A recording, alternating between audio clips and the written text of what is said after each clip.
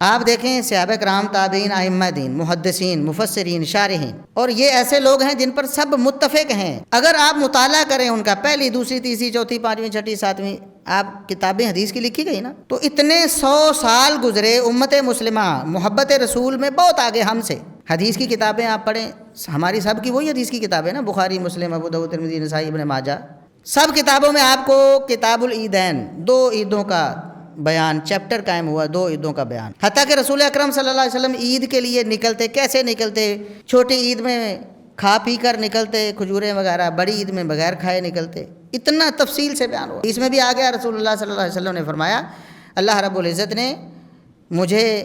یہود و نصارہ جو عیدیں مناتے ہیں ان کے مقابلے میں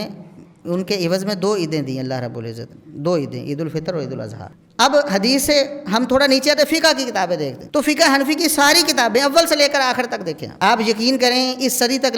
لکھی جانے والی کتابیں بھی، سب کتابوں میں 2 عیدوں کا بیان۔ تفسیر کی کتابیں دیکھیں، تفسیریں لکھی جانے کے باوجود کسی بھی تفسیر میں آپ کو کسی تیسری عید کا تذکرہ نہیں ملے گا۔ ہمارے بھائی کہتے ہیں کہ یہ سب سے بڑی عید ہے، بھئی سب سے بڑی عید ہے تو نہ حدیث کی کسی کتاب میں کسی محدث نے اس کا تذکرہ کیا، نہ تفسیر کی کتاب میں کسی مفسر نے اس کا تذکرہ کیا، نہ فقہ کی کتاب میں کسی فقیہ نے اس کا تذکرہ کیا، نہ ائمہ دین نے اس کو اپنایا،